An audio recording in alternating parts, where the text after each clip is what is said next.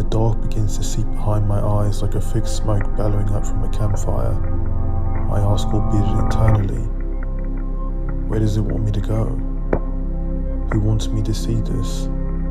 But the answers never come. A faulty line full of grey noise taunting me into a perilous search. Forlorn past the idle brooks, the burning fields of flames like a symphony to the contorted mirages in my mind. But when the dust settles, I saw it. Infinitesimally small sparks struck about in a divine pattern that glossed in the sky in front of me.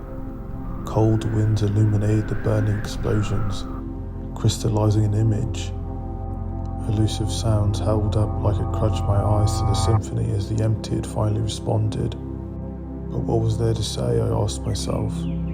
As my skin began to float away from the burnt soot populating the air, my essence began to float above like wayward birds capturing the evening sun. But my eyes stayed married to the performance in front, unconcerned with the transformation taking place beside me, about me. I have to say, my patience had never once been tested as long since this moment. My breaths that were the collective gusts of wind had never found such heaviness. But underneath my skepticism and internal squint, it finally had found its ultimate form. It was a glass window littered with antiquated marks, punctuated with a glare from beyond. Slightly run down but too familiar to not grow weary. It whispered to me and captured my soul, lispering enchantments and bolstering my hold. But one last moment, a chance to remove them, my eyes from seeing what was beyond a lost rose, a wilted stem. It was me looking back with an empty stare. Fires raged everywhere in the backdrop, and amongst it a familiar silhouette.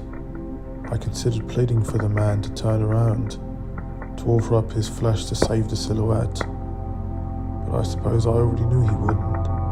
The destruction seemed like oxygen. It seemed almost routine, but what it meant still eludes me to this day.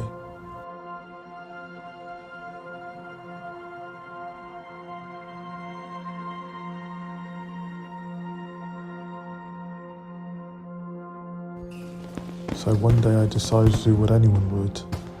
I decided to wrestle a tree. With my sleeves rolled up and my palms turned to claws, I pushed and pulled, wrangled and struck this unconcerned tree, and continued I did until I became too knackered to stand. So climb up I did and nestled in its intricate weavings, and closed my eyes for the final time. Sometimes I'd like to think she'd stroll by, the silhouette, take an apple from the tree, rest in its shade, and allow the light ruffle of leaves to wash away the burns, cleanse her of her dark memories, and set her on a trip in a mind so immaculate, so invigorating, that she'd be pulled back each time, not for the sullied remains of my essence, but simply to melt there, under the fading sun, as I did.